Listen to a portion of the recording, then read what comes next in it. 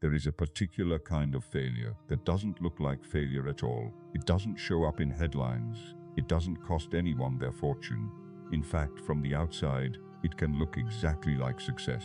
The corner office, the magazine cover, the empire built from nothing. This is a story about that kind of failure, and the man at the center of it is someone you already think you know. In 1978, a young entrepreneur in California received the results of a paternity test. The child was his. He denied it anyway, signed a sworn legal statement claiming he was, in his words, physically incapable of fathering a child. The mother, left to raise their daughter largely alone, spent part of that time on public assistance. The father, meanwhile, was already worth several $1 million. That man's name was Stephen Paul Jobs.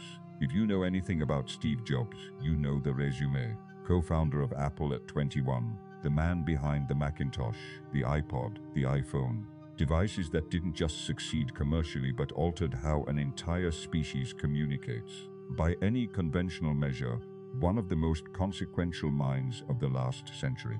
So here is the puzzle we're going to sit with tonight. How does a man with that level of perceptiveness, a man capable of anticipating what millions of strangers would want before they knew it themselves, fail so completely to see the person standing directly in front of him? This isn't a story about a bad man. Psychology rarely deals in bad men, it deals in patterns. And Jobs' pattern, once you see it, is worth studying closely, because it doesn't belong only to billionaires. It belongs to anyone who has ever built something impressive while quietly losing something irreplaceable. Let's open the file. To understand the adult, you have to start with the infant, and his story begins before he ever had a say in it. He was born in 1955 and given up for adoption almost immediately. His biological parents, a young graduate student and her academic boyfriend, made the decision before he had a name. He was adopted within weeks by Paul and Clara Jobs, a working-class couple in California, who would raise him with real devotion. On paper, this is simply an adoption story, and a fairly ordinary one at that. But attachment psychologists have long studied what happens in the earliest days and months of an infant's life. The period before conscious memory forms, but not before the nervous system is paying attention. Some researchers in this field argue that early relinquishment, even when followed by a loving adoptive home, can leave what's sometimes called an implicit imprint. Not a memory exactly, but a kind of baseline expectation about whether the world is safe to depend on. Jobs himself, later in life, described knowing he was adopted as something that left him feeling, his word, abandoned, not devastated, not traumatized in an obvious, visible way, just quietly, persistently aware that he had once been given away. Here is why this matters for everything that follows.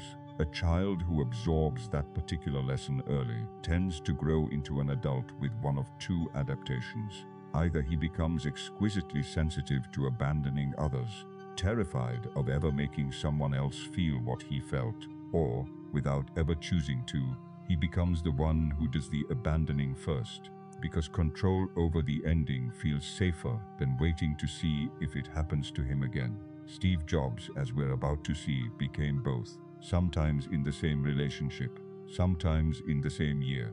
By 1978, Jobs was 23 years old and already building the company that would make him rich. That same year, his girlfriend, Kristen Brennan, gave birth to a daughter.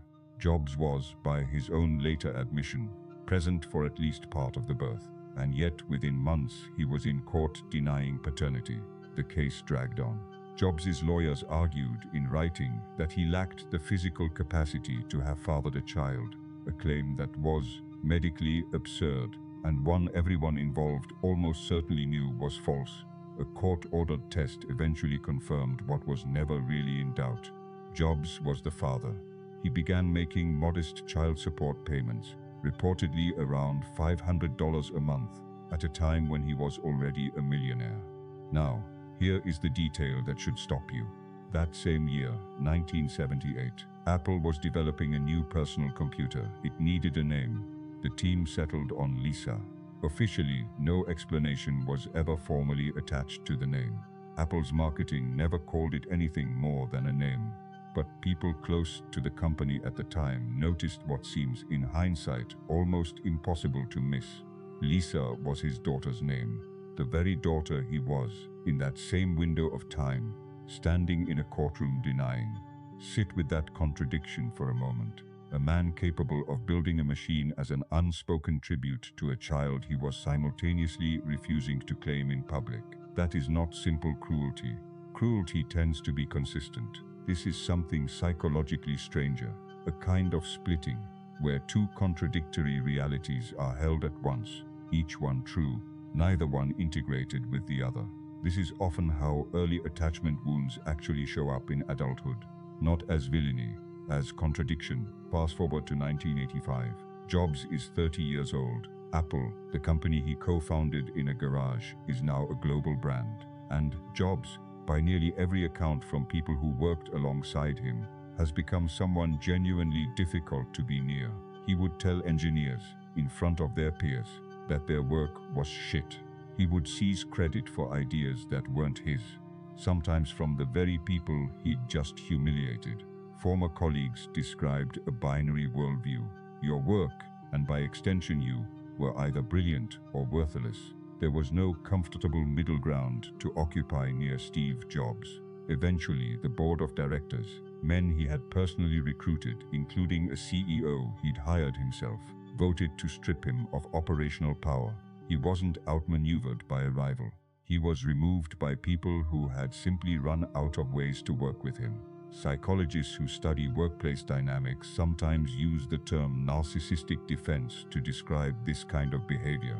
Not narcissism as popularly used, meaning vanity, but narcissism in the clinical sense, an unstable sense of self-worth that requires constant external proof. When someone's internal foundation is that fragile, disagreement doesn't register as a difference of opinion. It registers as a threat to survival. And people under threat don't negotiate. They attack or they control. Jobs did both, and in doing so he recreated almost precisely the emotional experience of his infancy, a room full of people deciding without his consent that he no longer belonged there. Notice that he didn't just fail to prevent the loss. In some strange, tragic sense, his own behavior manufactured it. The 12 years after the firing, Jobs founded a new company, Next. And here the pattern shifts slightly into a different but related failure. Next he became, in Jobs' hands, an exercise in relentless perfectionism.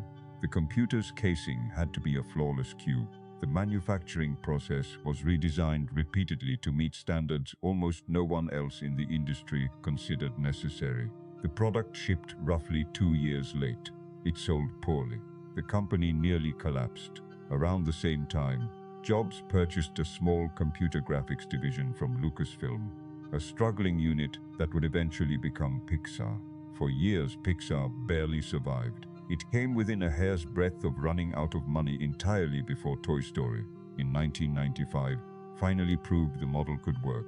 12 years. That's roughly how long this stretch lasted. A period in which the man once hailed as a generational genius had to live with the very real possibility that his best years were behind him. Here is what's worth understanding about that decade, psychologically. The perfectionism that nearly sank Next wasn't really about product quality. Perfectionism at this intensity is rarely about the object being perfected. It's a control strategy. As long as something remains unfinished, it cannot be judged. It cannot fail.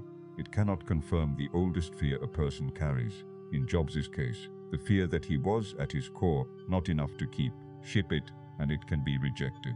Withhold it, and it stays safe, suspended in potential. This is the same architecture we saw in the boardroom, and the same one we saw in the courtroom in 1978, just wearing a different costume. Control, in place of connection. Every single time, every case file eventually reaches a moment where the subject's defenses meet something they cannot out-negotiate. For Jobs, that moment arrived in 2003. He was diagnosed with a rare, and at that stage, treatable form of pancreatic cancer. His doctors recommended immediate surgery, a procedure with a genuinely strong prognosis if performed promptly. Jobs delayed it. For 9 months, he pursued alternative treatments instead, specific diets, acupuncture, herbal remedies, while the tumor remained in his body. Several of the physicians who later treated him have said on the record that this delay likely cost him critical time. Look at what's happening here, one more time. Even facing a diagnosis that could kill him, his instinct wasn't to hand the outcome to someone else's expertise. It was to control the process himself on his own terms, according to his own conviction. The exact same reflex that named a machine after a daughter he wouldn't claim, that turned disagreement into warfare in a boardroom, that kept a product unfinished for 2 extra years rather than risk its judgment. The pattern didn't relent for wealth. It didn't relent for fame. It very nearly didn't relent for his own life. But something did shift in the years that followed the surgery he eventually had. People close to Jobs in that period, his wife, colleagues, and by several accounts, Lisa herself, describe a man who became more available, more willing to sit in a room and simply be present, without needing to win it. Lisa, who had spent much of her early life on the periphery of her father's attention, has spoken publicly about a period of genuine reconciliation in his final years.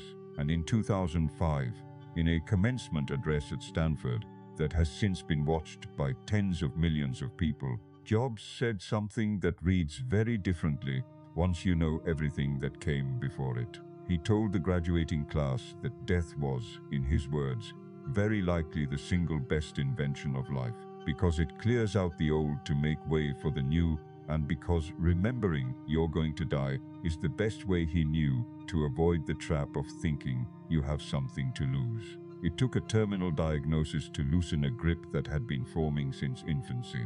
Let's name what we've been circling. 3 separate incidents: the courtroom denial, the boardroom removal, the decade of unfinished perfection that look, on the surface, like 3 unrelated stories. A messy relationship, a management failure, a stubborn streak. They are not unrelated. They are the same defense mechanism applied 3 times to 3 different domains of a single life. An early pre-verbal experience of being given away, which produced a nervous system organized around one central rule: control the outcome, or risk being controlled by it. This is not a story about Steve Jobs being a bad person, and I want to be precise about that, because it would be easy and lazy to reduce this to villainy. It's a story about how early experience becomes architecture. The same defense that let a 23-year-old deny his daughter in a courtroom is, structurally, not so different from the instinct that let a 50-year-old push back against his own doctors. Different stakes, same blueprint. And this is precisely why his story is worth your attention tonight, whether or not you have ever run a company or fathered a child under complicated circumstances. Because most of us are carrying some version of this blueprint, not from adoption, necessarily.